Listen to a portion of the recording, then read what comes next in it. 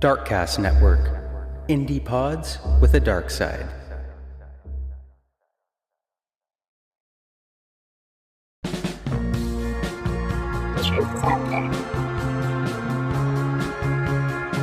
I'm Ted. I'm JJ. And we're here to tell you about our show, Conspiring to Argue. I like it. That is not relevant. What do we do on the show? Well, on our podcast, what we do is take conspiracy theories, and either Ted or myself will argue about if the conspiracy is real or not. Yep. And sometimes the conspiracies are silly. Sometimes they're, in the pantheon of the greatest conspiracies of all time. It's a mixed bag. Sometimes they're about aliens. So check us out wherever you listen to podcasts. Sometimes they're about murder.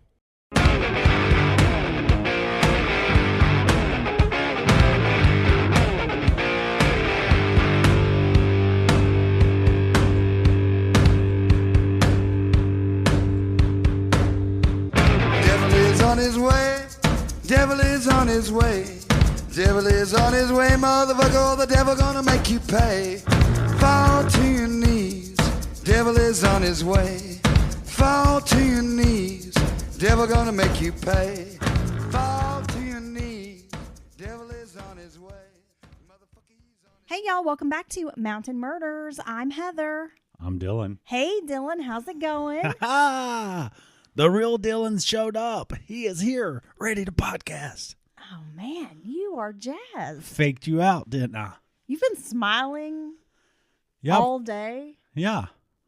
I'm practicing. I almost wondered if you had some kind of head injury or something. I told you, I'm practicing smiling more. That's what you told me. Yeah. Said you're all about optimism now. Yeah, I'm going to be positivity Moving Dylan. forward. Okay, that's great, Dylan. I'm looking forward to that for you. You're not going to join in? I love that journey for you. Oh, okay. No, I'm not going to join in. I'm just being my authentic self. Smiling makes my face hurt. Okay, Dylan. You wanted to discuss the docuseries Control Alt Desire before we get started with today's case. Yes, briefly, if we may. Now, I have to say, this is one of the most disturbing true crime stories, modern true crime stories that I've heard in a hot minute.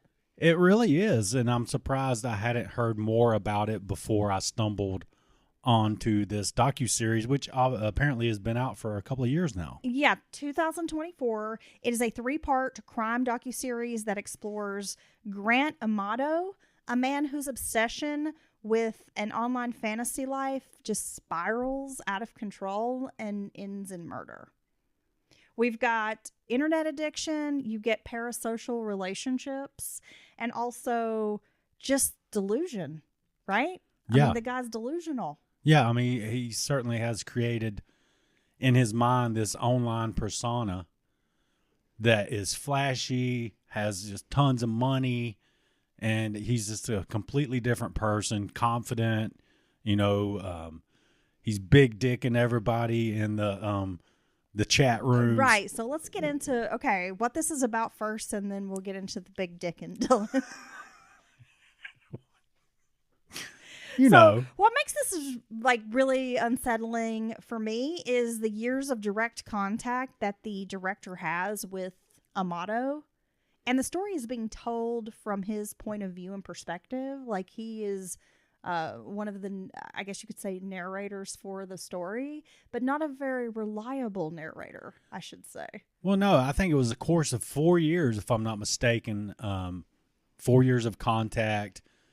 Interviews from jail, sometimes on the jail, the official line, sometimes on a legal cell phone, things like that. Well, yeah, not only do you hear, his version of the story, but how he thinks, which is frightening in itself. It is. For me.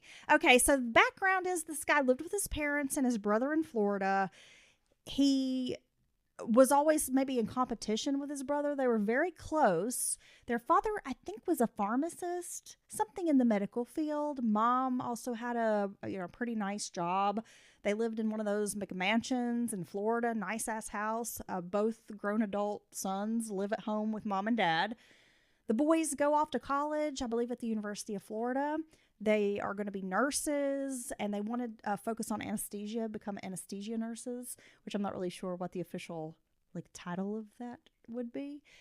But the brother Cody, he's successful. He goes on, graduates, lives the dream, right? But Grant flounders in school, ends up dropping out, flunking out, not really sure.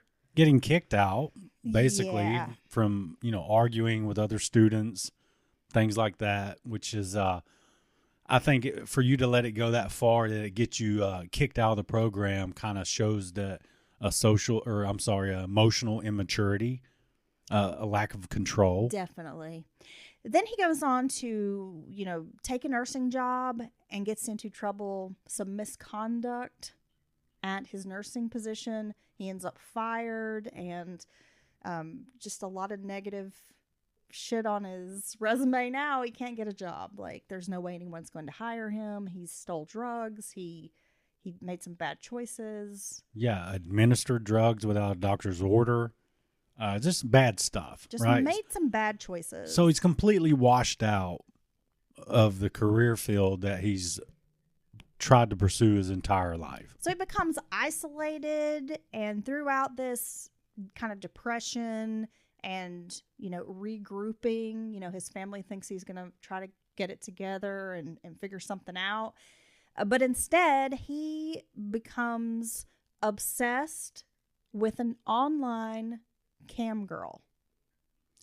Now, see, I think it's a danger of participating online for an unhealthy amount of hours a day, is because at first he starts trying to do a Twitch stream, yes, where he's gaming, and he gets his parents to buy him all this equipment, so he can be a professional Twitch streamer. Yeah, so you can game online. People watch you game. Hey, it's not my thing, but it is very popular. Quite a few people have been very successful at it, but as it goes with anything like that, the majority of people are not successful as far as making a real living doing that. Podcasters. Podcasting. But when you spend all this time online and you can kind of craft your own reality, you can act like someone you're not.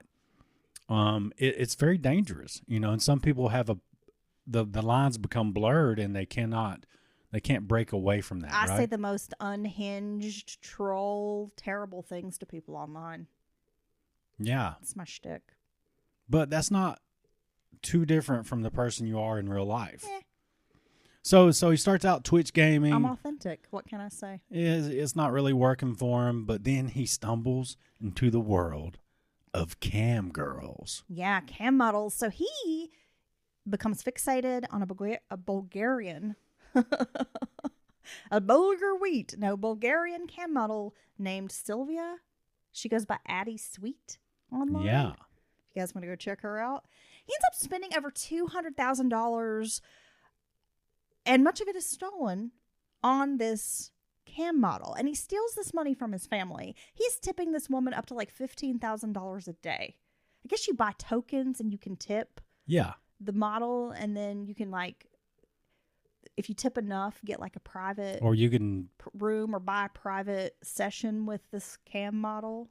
Yeah, it's Or very. you can be show me your butthole, and she does. I don't know. I just can't believe that, and maybe this is abnormal. He's going way overboard.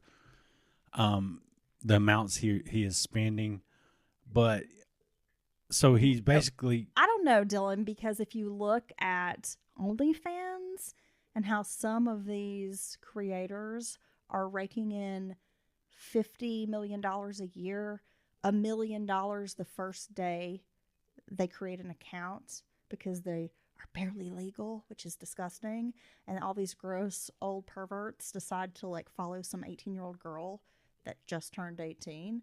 I mean, she makes $1 million. I think it's not a stretch to say that it's not totally abnormal. I think this is a lot more common than we realize. That just blows my mind to just kind of. I feel like you're just throwing money away. I mean, but to him, I think it's pathetic. it means everything. I'm going to float that out there. He's created this persona.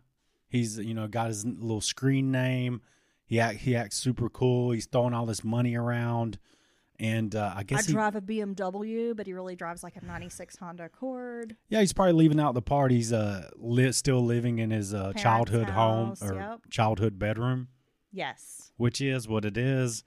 So yeah, here he's lost himself. The idea of living with my parents, like not paying rent and bill, is like fucking awesome. But then the thought of living with my parents, oh God. Right, I'd like to live with someone else. You'd like to live with someone else's parents. Yes. Yeah, I'd rather be like a hobo than to live with my parents ever again. So, and it's funny because even though this is a strange story, it's always the same classic motives, right? Well, he develops this fantasy relationship, which really is a parasocial relationship where he believes he has like a real connection with this cam girl. I mean, it's like going to the strip club and you think the dancer likes you. She really likes me. She really likes me. It's right? not because I'm giving her 10 G's a day. It's not because we're walking over to the ATM and I'm cashing out my life savings. But he steals money from his parents. Like I guess his parents were planning to like retire early, and he wipes them out. $200,000. Yeah, he's using everyone's debit cards. He's taking out credit cards in their name they don't know about, and just everything to cash out and keep his fantasy alive online.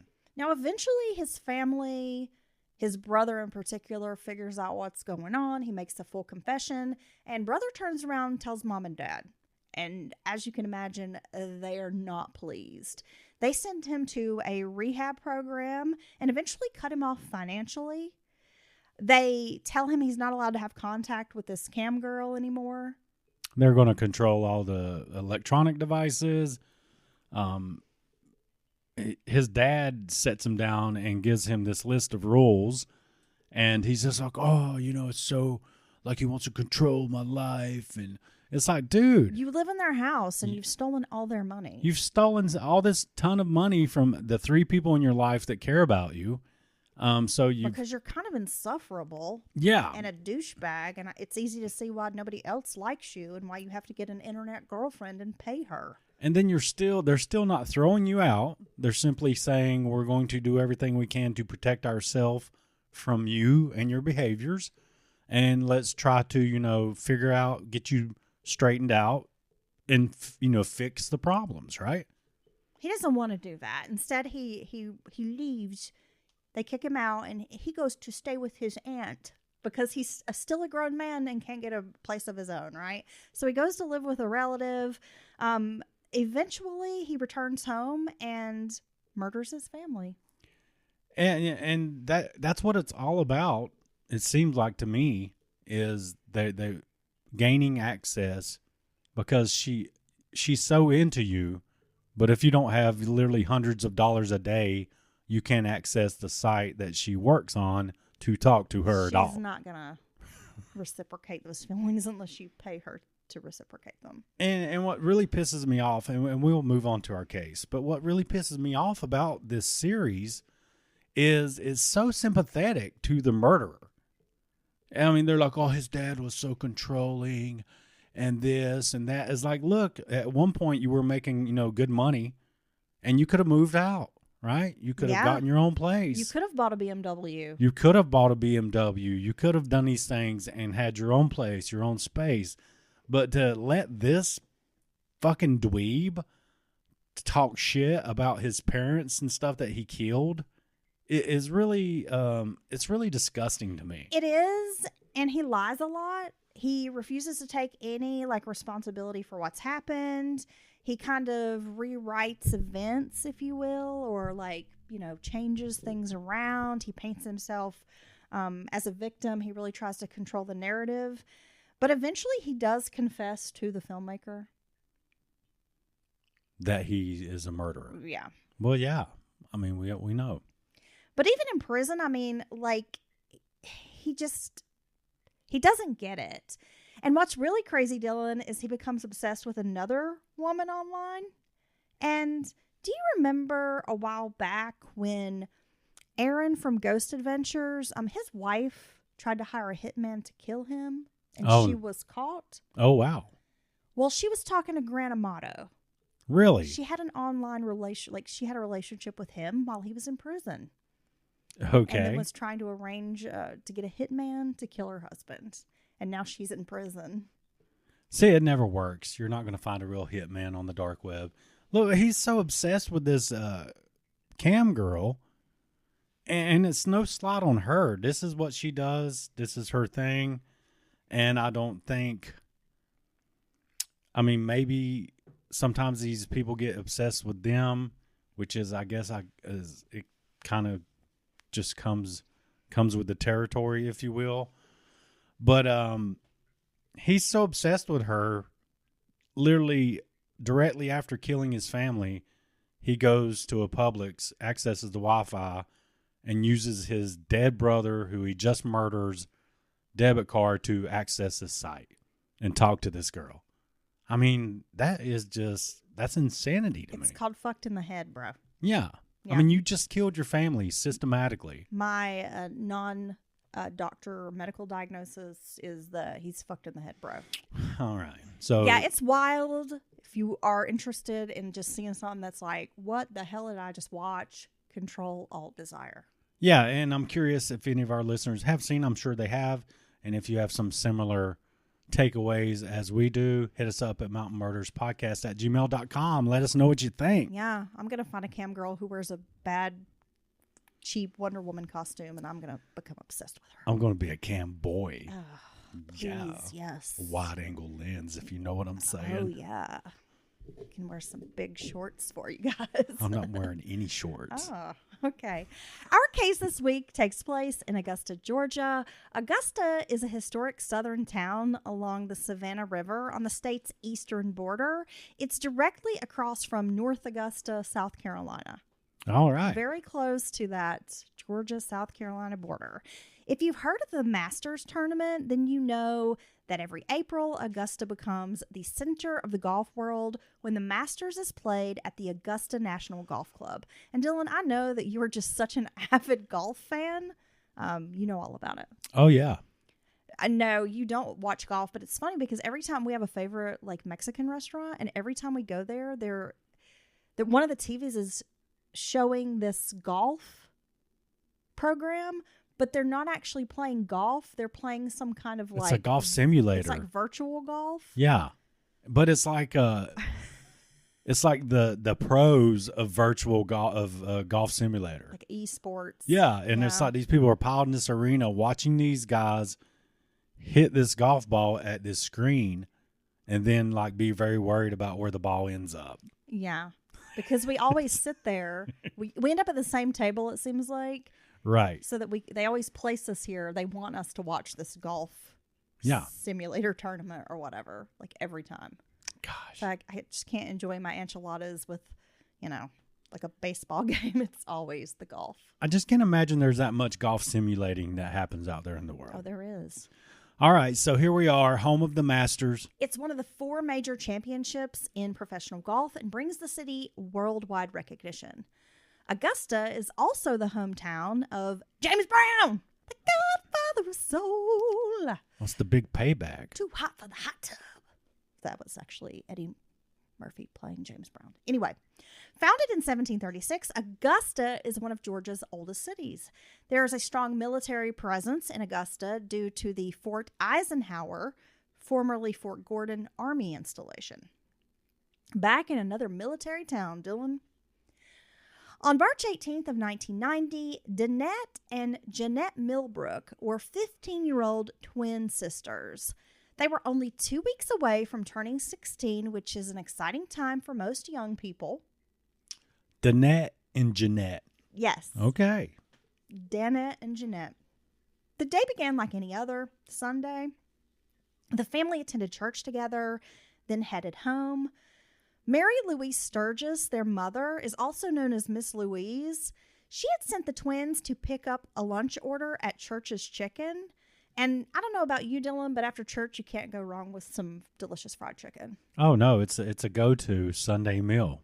And it seems like this Church's Chicken is fairly close by. Again, it's like walking distance. Mom doesn't feel any type of way about sending them on this errand. They return home with lunch, which they enjoy with their family. And I should mention that Miss Louise has, I believe she has 6 children. 5 of them are living at home at the time. So that's a big family. That's a lot of kids. It's a lot of kids. That's a lot of mouths to feed. Gosh, I don't even know how people do that today.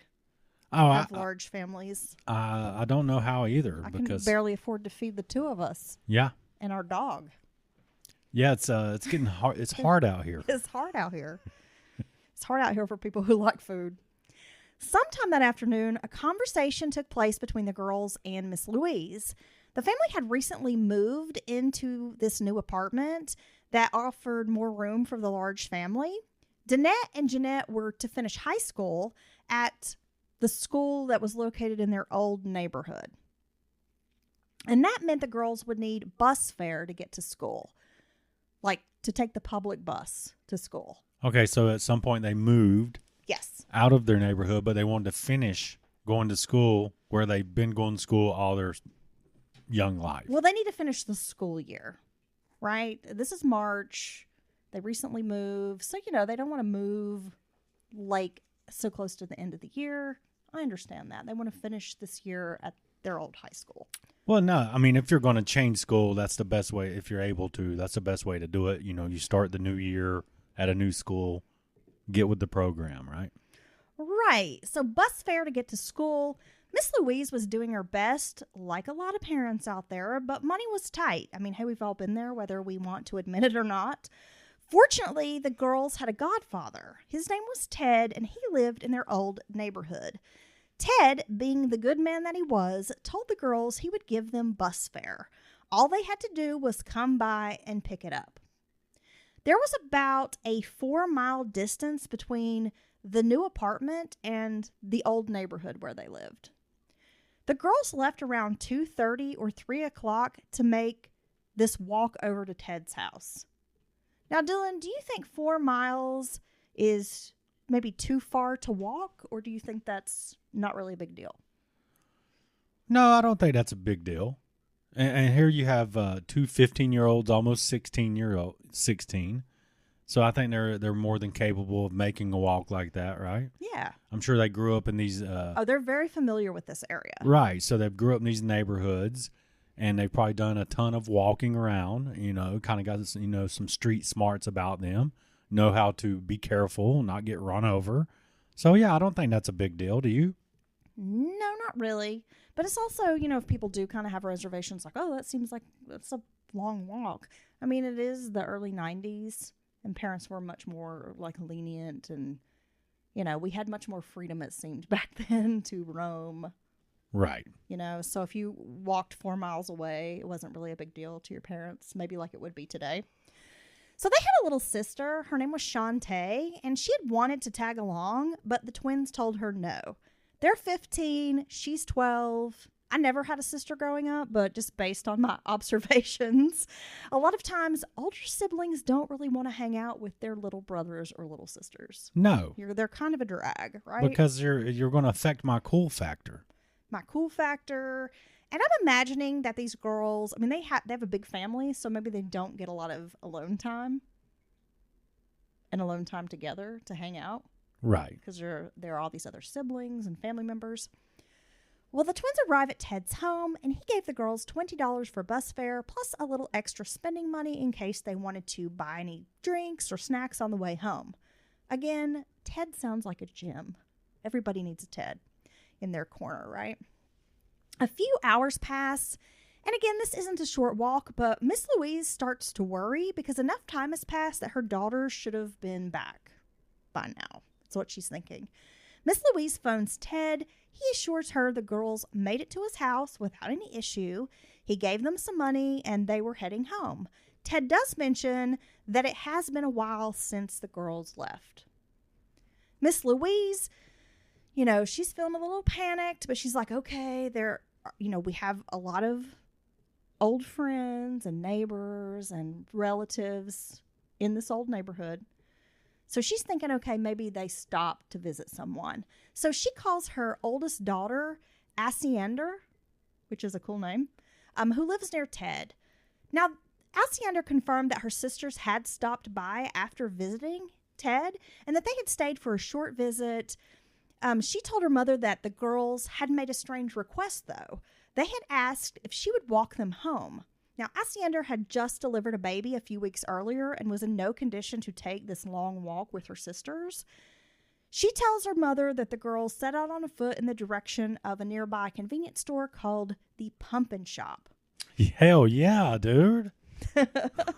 I wish I lived near the Pumpkin Shop. Well, you live near the Circle K. It's good enough for you. Nah, they're so dusty. By the way, earlier you went in the Circle K and I was waiting in the car with Rufus and I watched a cat, like this old raggedy tomcat, scale a fucking brick wall. About an 8-foot brick wall. Yes. And hop down.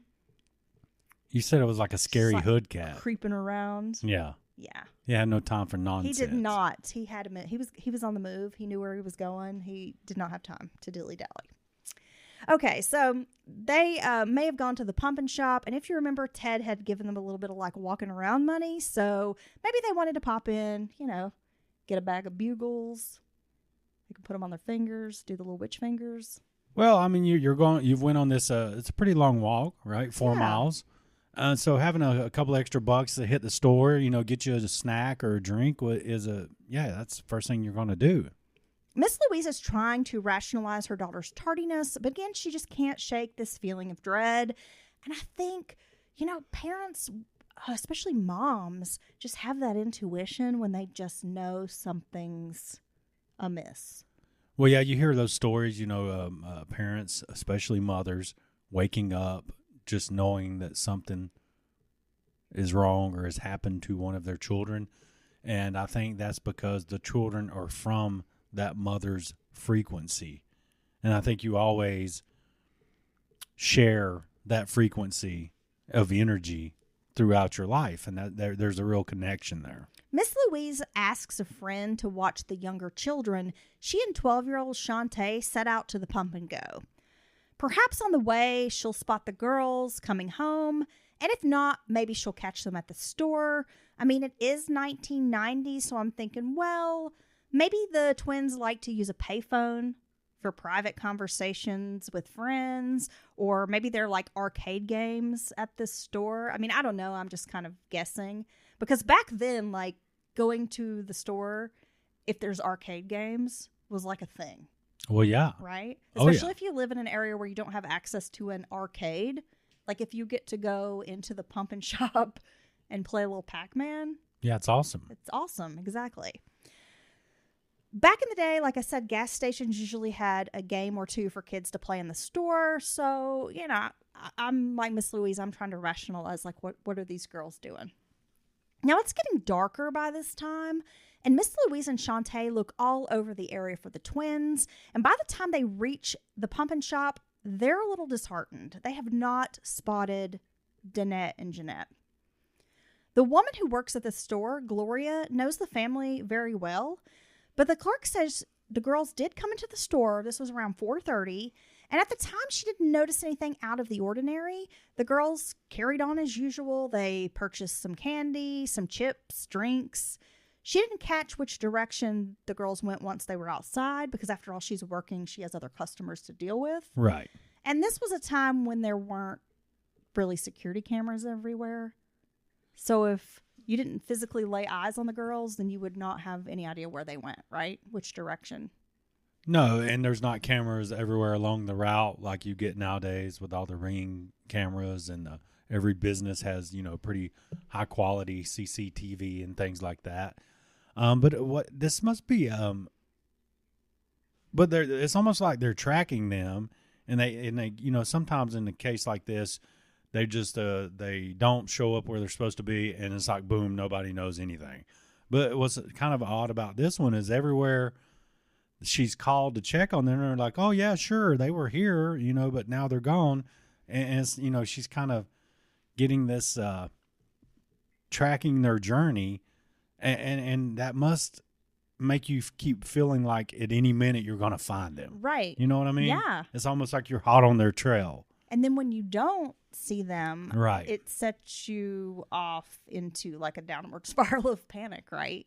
Because you should have seen them by now. Right, because you figure that if you can just guess where they're going to go next, and maybe you can catch them there. It's dark by now. Mom and daughter leave feeling defeated. Miss Louise is panicking but tells herself the twins might already be back. Somehow she and Shantae miss them along the way. And this is normal. I mean, we try to create little scenarios in our heads in hopes of calming our thoughts in these kinds of situations.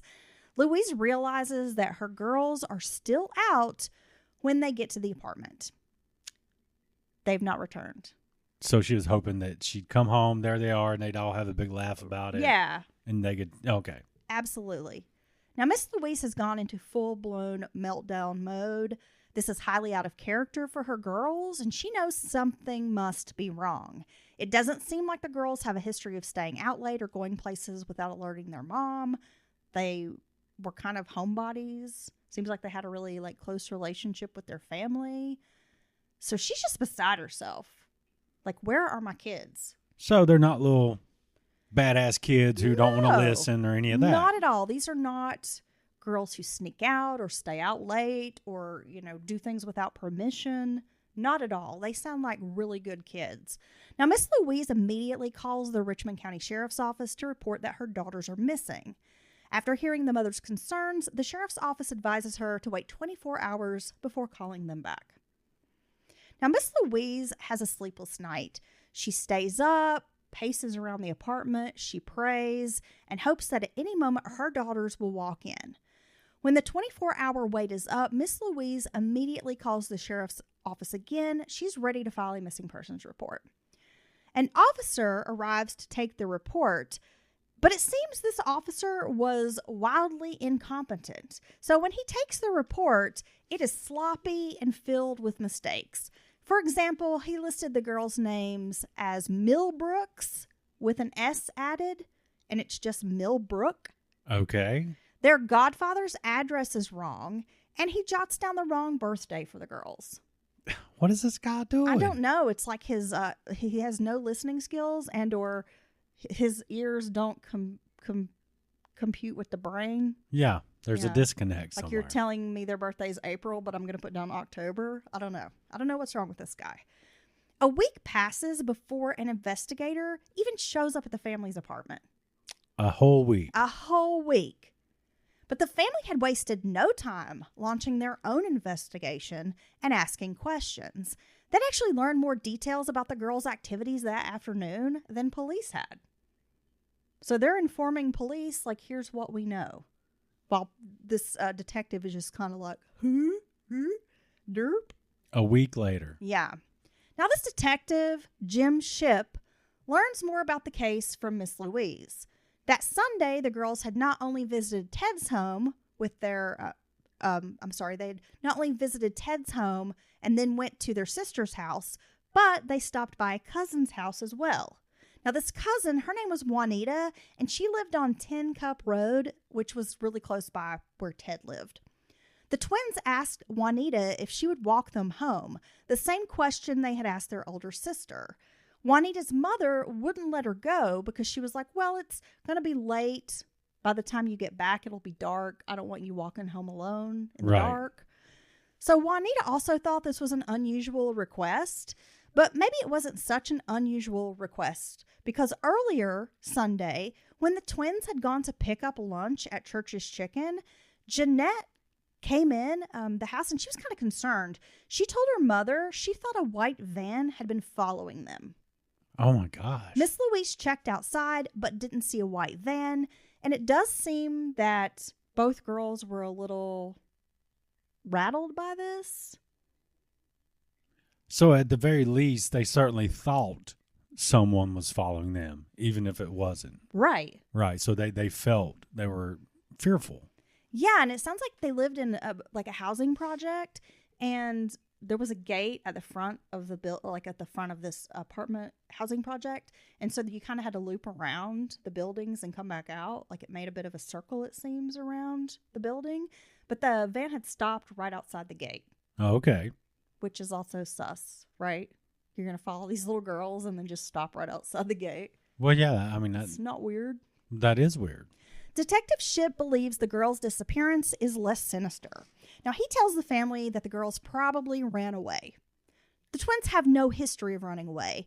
They don't cause trouble at school. They're not bad kids, as I've mentioned. Mostly the girls go to school and then come home. I mean, it sounds like outside of school and church, they don't socialize much except with family. And this is a classic behavior of children that do run away. Yes. They're good kids. They do what they're told. They're really Homebodies. Homebodies. They have strong connection with their parent, their mom, Their cousins. their siblings. They have strong family ties, nice big family wrapped around them. And then one day they just decide to run away. I mean, it happens all the time. Yeah, makes sense. I mean, what? You could be a cop. Yeah, With the Augusta PD, it sounds like. It wasn't that hard to figure out, you know? I mean, they probably just ran away out of the blue for no reason. Like, you know. Well, Miss Louise is trying to explain this. I mean, she's like, my girls are not bad girls. You can go ask the school. Like, they're good kids. They don't get into trouble. They don't run away. They're not hanging out with the wrong crowd. Something is definitely wrong. She mentions that Danette has seizures. She is prescribed medication for the condition, and she would not leave home without it, like for any extended period of time. Nothing appears to be missing among their personal belongings. And these girls didn't have any money either, except for that bus fare, which was like the $20. Right. So they're going to run away with $20 and no personal belongings between the two of them. Yeah. I mean, it just doesn't make any sense. 2 teenage girls. They're not going to take any stuff They don't want with their them, right? clothes. They don't want their makeup. They don't want their little hair ties. None of that, Dylan.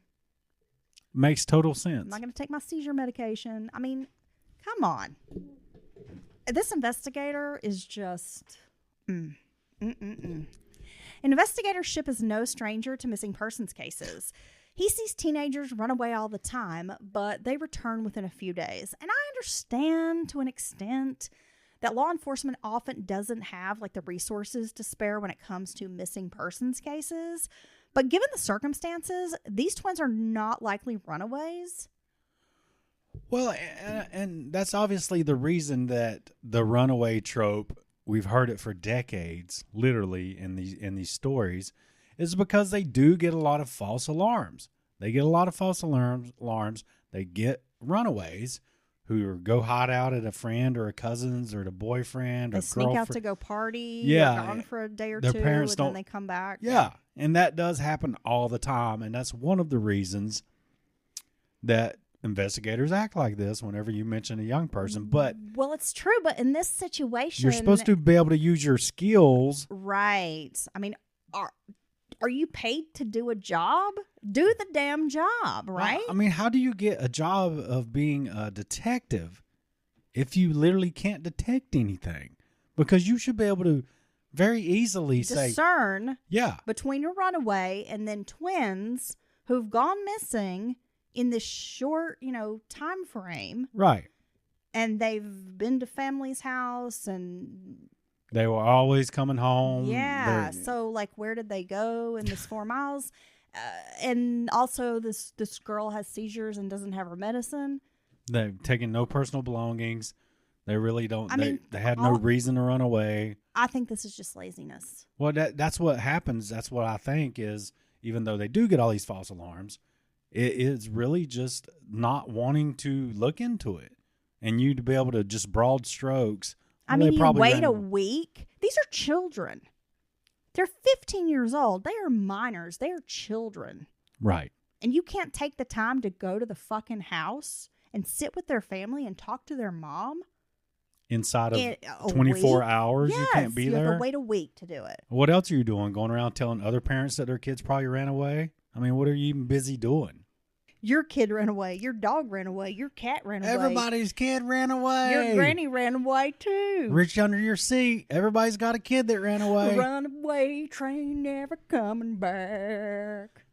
Now, if I disappeared, Detective ship is a big old hack. You like my song? if I disappeared and the detective showed up a week later and told you that I probably ran away, would you believe him?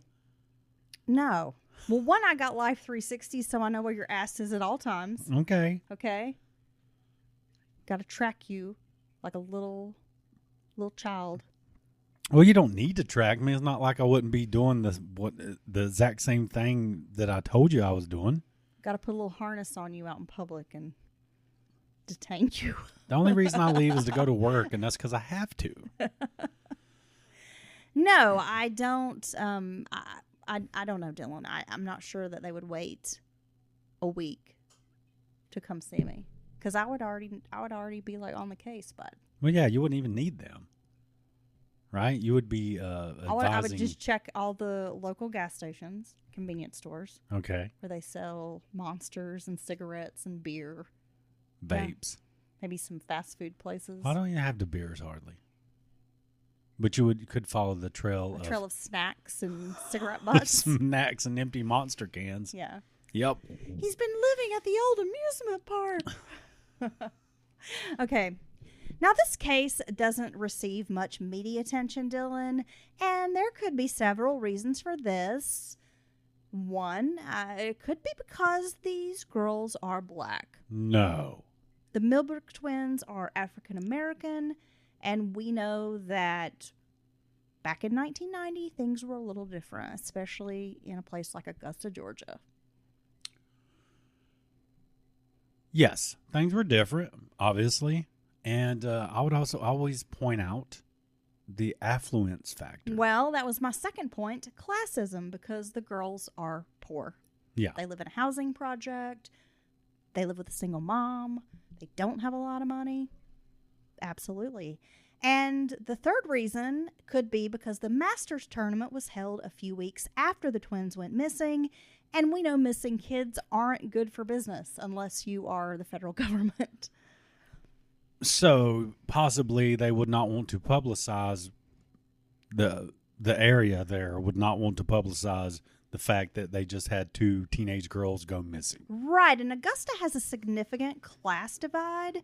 There are extremely wealthy people who live in the city, but also pockets of severe poverty. And with poverty comes crime, and there's a problem with sex, trafficking, drugs, violent crime. I mean, between 1999 and 2000, Augusta had a serial killer. Wow. As time went on, the twins' case received little attention. Even people in their own community had no idea they had gone missing. It's not like today with social media. I mean, if someone posts about a missing person today, it can go viral, like worldwide, in just a few hours. But in 1990, things moved much slower. The family's life was forever changed that day. I mean, that is one thing we know for sure. No one is searching for the girls outside of the family and the church community. Members of the church bring by food. They stop by the home. They offer support. People volunteer to drive around looking for the girls.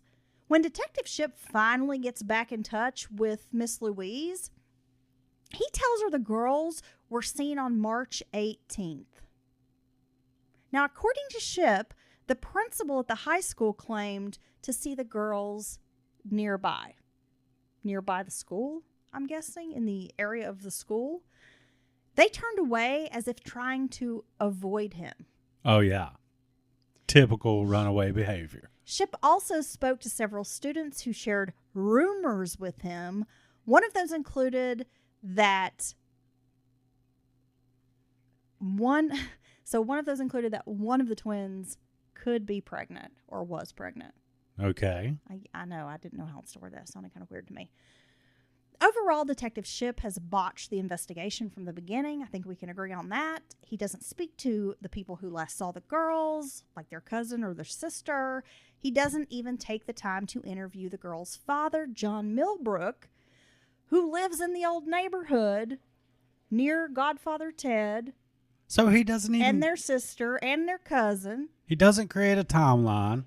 He doesn't canvass the area where people know them and they were known to be. He goes to the school and I'm going to rely on the words of teenagers. The rumors of teenagers and a principal who thinks he saw them, but they turned their back to him. So did you see him or didn't you see him? Did you or didn't you? This is just another case. I'm sorry. See, even Kitty's chiming in. She thinks it's bullshit. A case of lazy police work. And we need to talk about John Millbrook. She's very invested in this case, I can tell. Now, he's not very involved in the girls' lives, but they do visit him occasionally. When Louise and John were married, he was abusive and violent. John doesn't seem to care that his daughters are missing, and even tells Miss Louise they probably ran off with a man. Oh, God.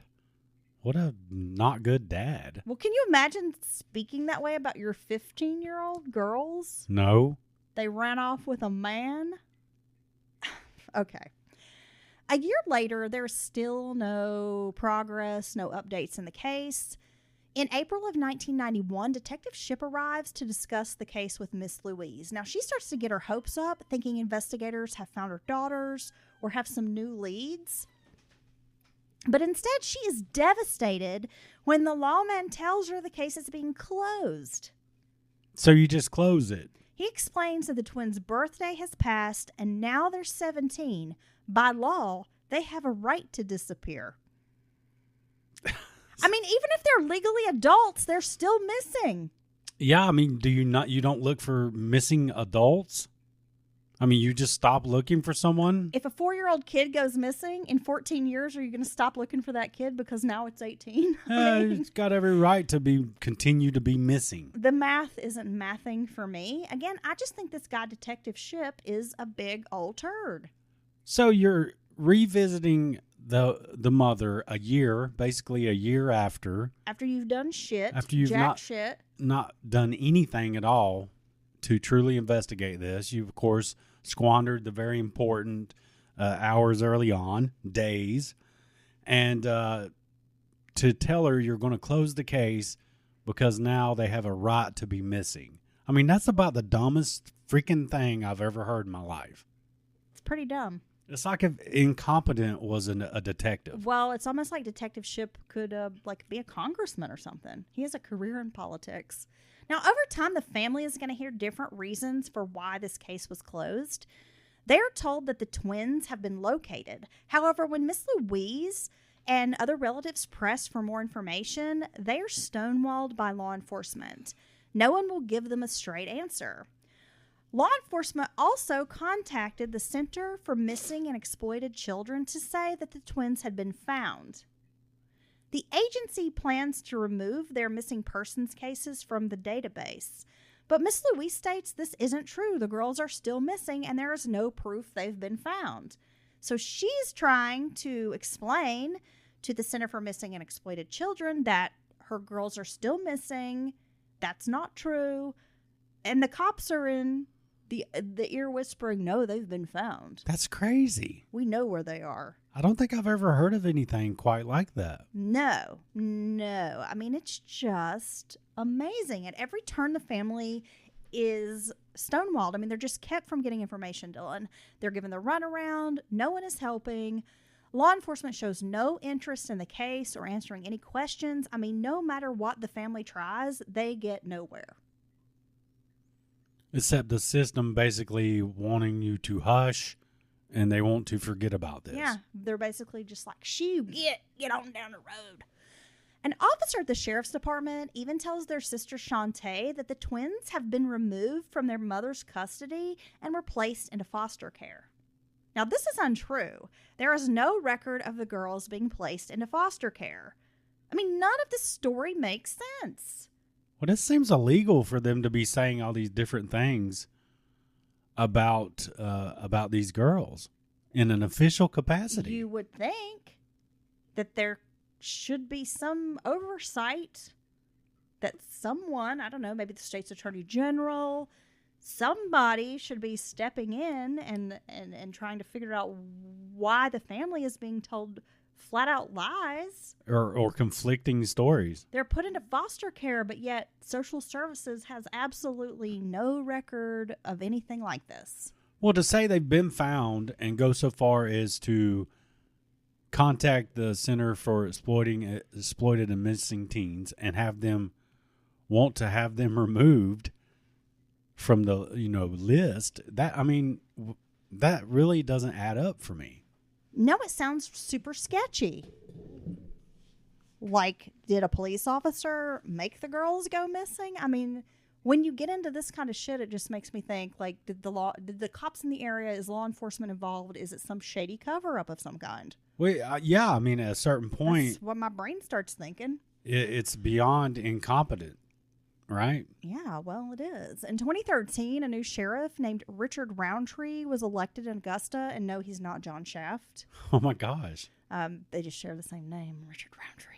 Now, although the case might benefit from a shaft, since law enforcement so far has been completely incompetent, I don't understand why anyone would go into law enforcement if they don't want to help people. Like, why do you take this job if you are too lazy to investigate? Right. I mean, if you don't like the job, why do you sign up for it? Well, that's the part I I don't will understand. never understand. Like, just do your damn job. You're getting paid to do this job.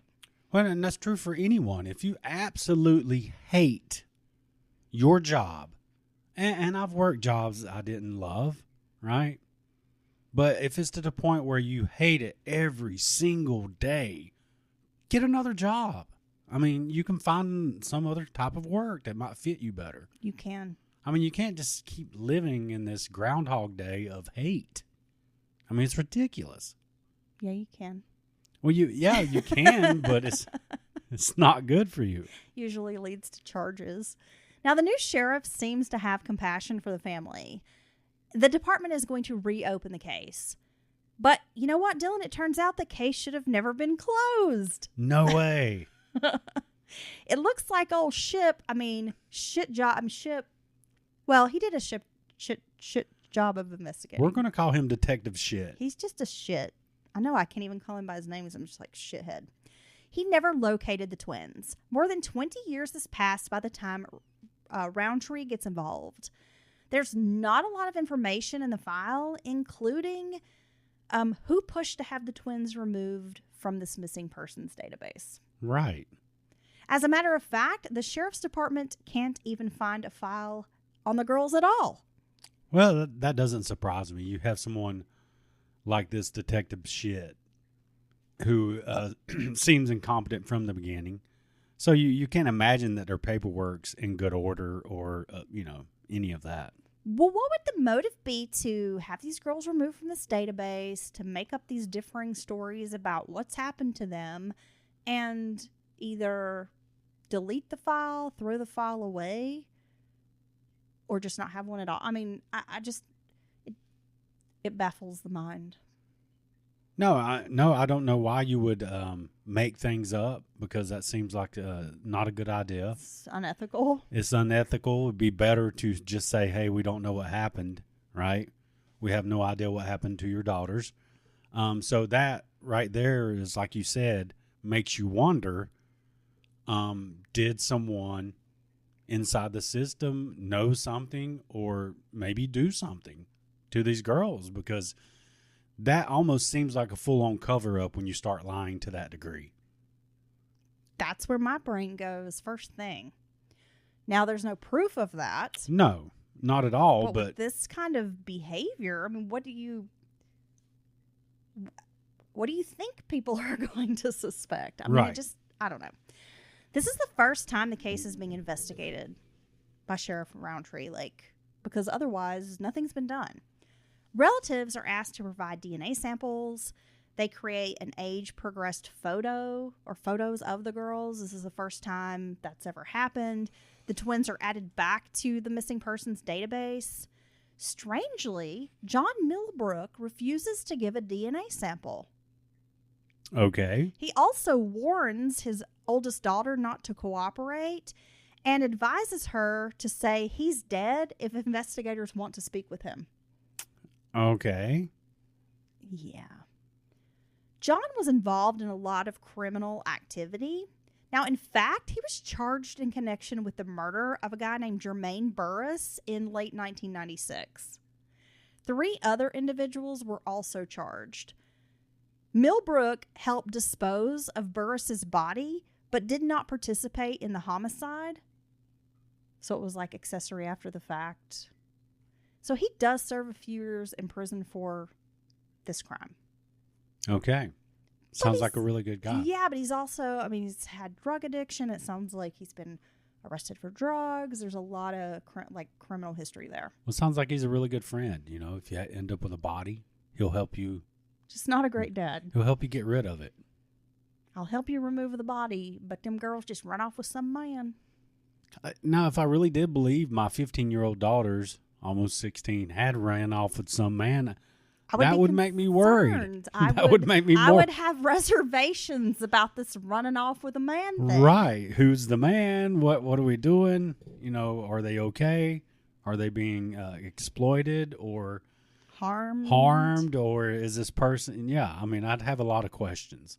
Is this a reliable person? Is he going to ensure the girls get to their dental appointments? Or you could just act like you're dead if anyone wants to ask you any questions. If anybody calls, just tell them I'm dead. I'm gonna start using that. You should. Yeah. No longer am I washing my hair. I'm just dead. Yeah. Sheriff Roundtree informs the family that no remains match the DNA. They did try to look at Jane Doe cases, that kind of thing, but found no matches. And afterward, the case stalls again. Shantae, their little sister, created a Facebook page for her missing sisters to keep the case alive. Now, interesting information kind of begins to surface around this time. Like, for example, there was a serial rapist in Augusta who was active around the time the girls went missing. His name was Joseph Patrick Washington. Washington has been described as a violent man. He kidnapped women off the streets at gunpoint and then brutally assaulted them, raped them. He would pistol whip his victims. Some of the victims were taken from the area around the convenience store where the girls were last seen. Damn. Okay. Yeah. And I read an account of one of the victims, the assault, and it was fucking horrific, and I'm not even going to tell you guys about it because it was bad. He was convicted of raping 5 women. Washington shot 3 of them. They didn't die. Thank goodness. But he shot them. He was also the prime suspect in 3 cold case murders. He died in prison 1999. He was serving 17 life sentences. Jeez. What a monster. In 2019, Oxygen, the Oxygen Network, aired a show about the disappearance of the Millbrook twins. Shantae Sturgis spreads awareness about her sister's disappearance. Again, that Facebook page is called Missing Danette and Jeanette Millbrook, but to date, the case remains unsolved. Well, I mean, they wasted so much time. I mean, this is one of those situations where your only chance is to investigate it in the very beginning, right? When people see things, they remember things, they might remember something. It doesn't, even the smallest detail could help them, get a thread to pull on or break the case wide open or give them some kind of a trail, some way to follow where these girls may have ended up. And it's just sad that, and for all we know, if they'd have started an hour after the mom reported them missing, investigating, they may not have found anything. But you certainly aren't going to, if you don't investigate it at all. You'll never know. You're not going. You're certainly not going to solve the case. And for all we know, they could have tracked them down and maybe saved them. Somebody saw something that was fresh in their minds, and maybe at the time they didn't think it was important anything about it, but here come the police asking questions. Oh, yeah, I saw this or that or whatever. Strange person, white van, anything. So that begs the question, so little effort was put into this. Was that just sheer incompetence or was that on purpose? I mean, you have to kind of take a step back and ask that question. It's a very good question, Dylan.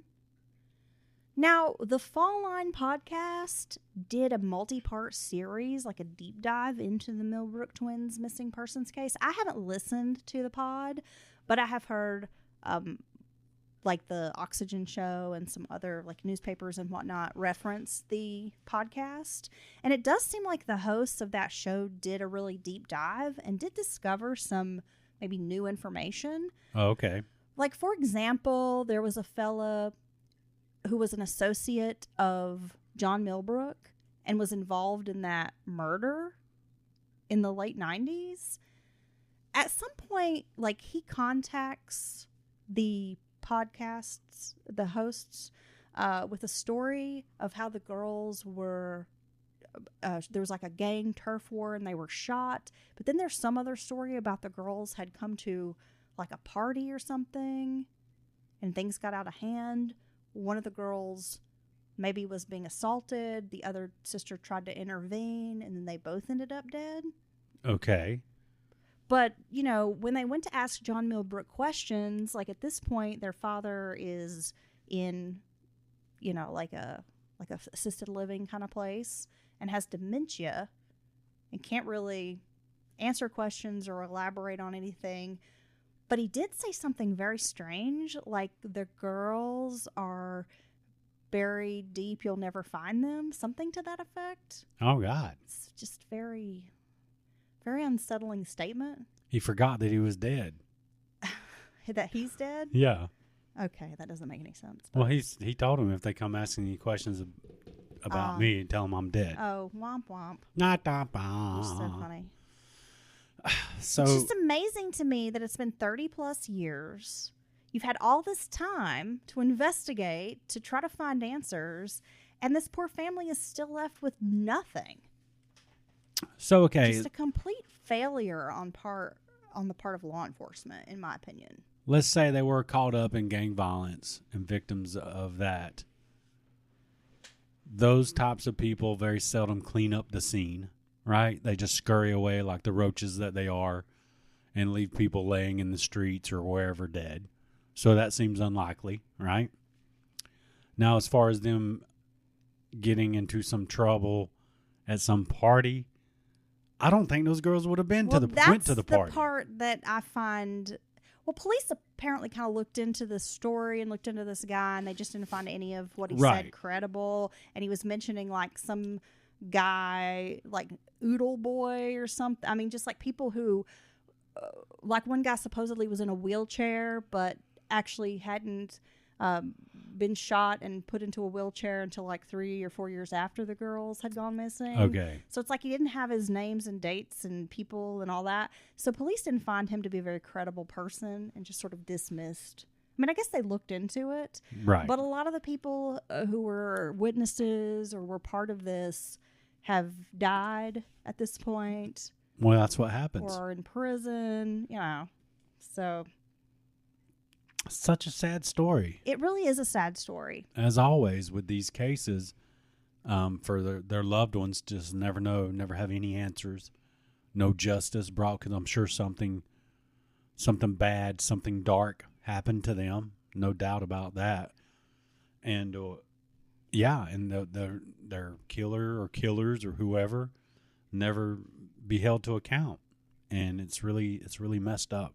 It's very sad, and I know Shantae is really trying to keep her sister's names out there and to keep the case alive in hopes that someone knows something or some information, you know, might come her way.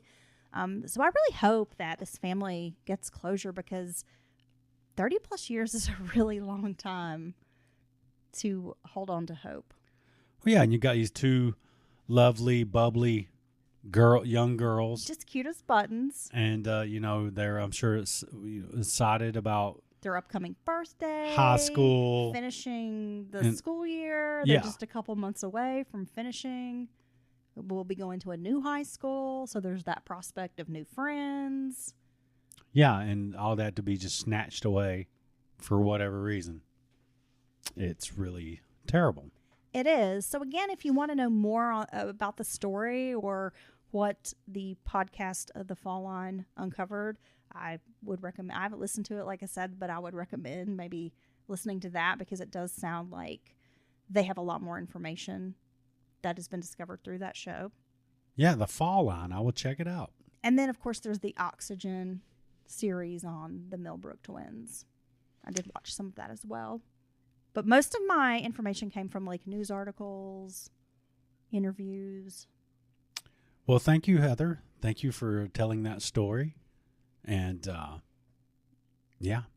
until next time, I'm going to be sad thinking about those poor girls. You can always drop us a line, mountainmurderspodcast@gmail.com. And of course, if you're interested in joining us at patreon.com/mountainmurderspodcast, where we upload ad-free episodes, bonus content, lots of stuff over there. We always appreciate the support and the continued support that we get from our friends. Yes, thank you very much for that. And until next time. Until next time, Dylan, I hope that you just stay your optimistic, effervescent self. I'm going to keep smiling. Just keep smiling. Keep smiling. Knowing you can always count on me. That's right. Okay, bye. Bye.